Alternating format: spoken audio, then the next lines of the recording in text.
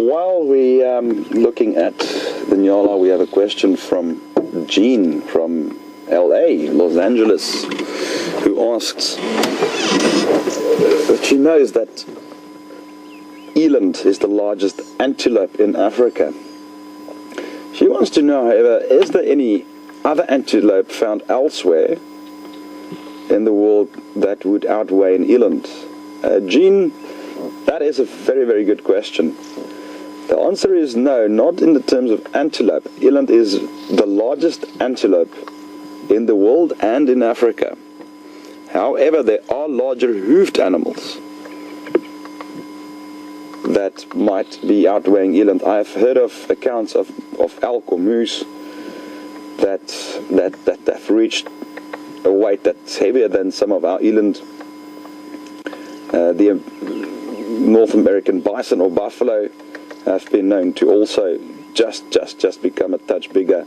So in terms of hoofed animals, yes, there are some that might outweigh it, but as far as antelope's concerned, the eland is the largest.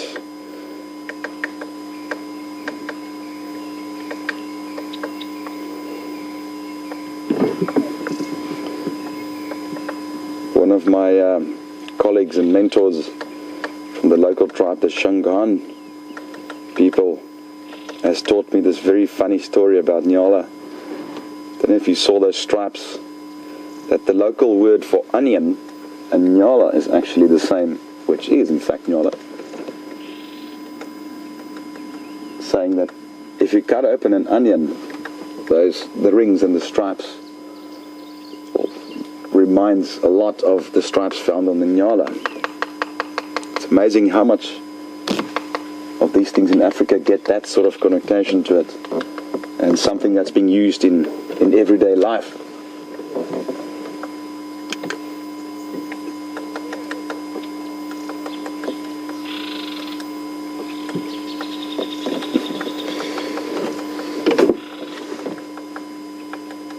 Then we have an update question as well. We can hear something tapping up in that tree just above the Nyala, and I'm not sure if the listeners will in fact pick this up on the transmission, but it is a woodpecker in fact. Yeah.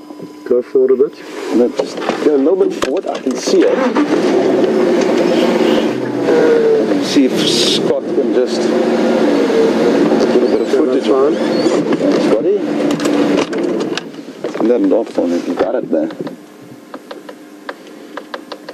You can clearly hear that tapping, tap, tap, tap. Now, with woodpeckers, there'll be two very distinct ways they tap. It'll be this type of tapping, which will not have any rhythm to it really, and he's basically either looking for food or excavating a nest.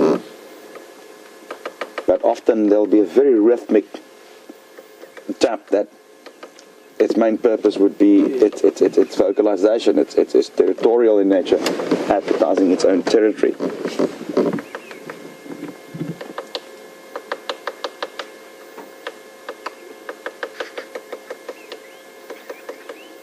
One would think that all that tapping would give it a massive headache. But barbets and woodpeckers have a special adaptation where the beak fits onto the skull. It's got a very elastic hinge that helps cushion the brain in terms of impact. So he's trying to open up the bark and eventually going to insert his very long barbed tongue into the hole to try and extract perhaps a wood borer grub or larvae of some beetles that are known to bore and live under the bark.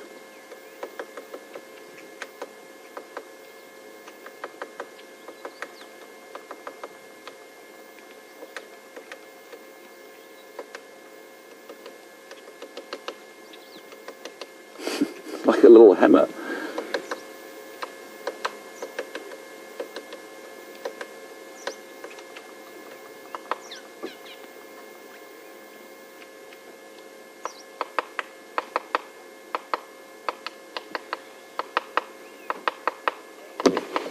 what I love about doing this and being out there. We're watching Nyala, and then suddenly we've got this woodpecker that starts tapping the wood.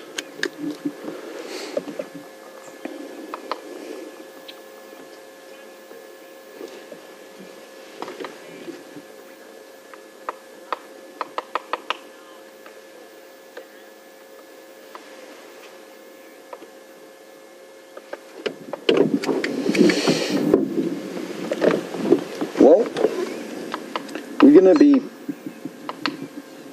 leaving this woodpecker also to its breakfast, and we're going to cut the transmission over to James, who's been unsuccessful relocating the lions. And James will have a little surprise for you once we've cut over to him. And in the meantime, we're going to continue and see if we can still find a leopard. Over to James.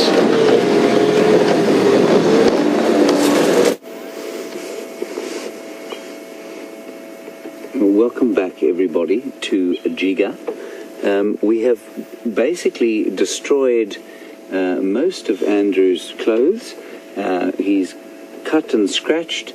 I've lost various bits of pieces off the car as we've searched for these lions, and I'm afraid we've come up with nothing at the moment. We've come across to this waterhole.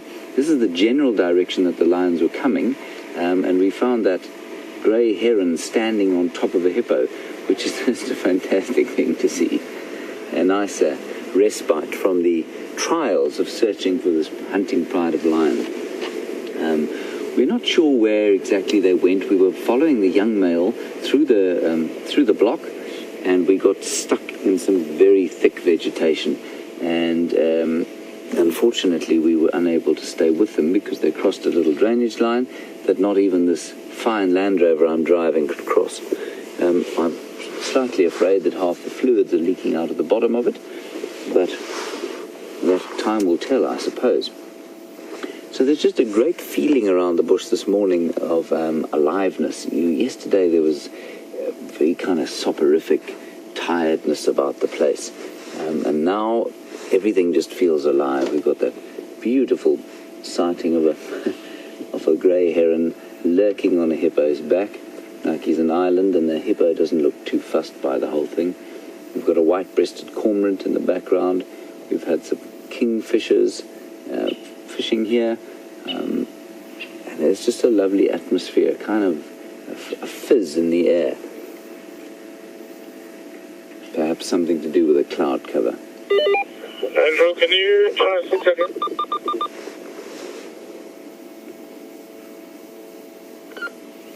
600? So we're going to continue and try and find the pride. I'm not convinced that we're going to, given the thickness of the bush, but certainly we're going to do our level best to do it.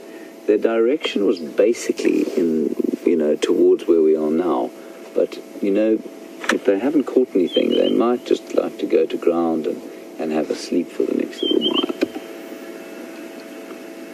There's the white-breasted cormorant. Quite an unusual bird for this area.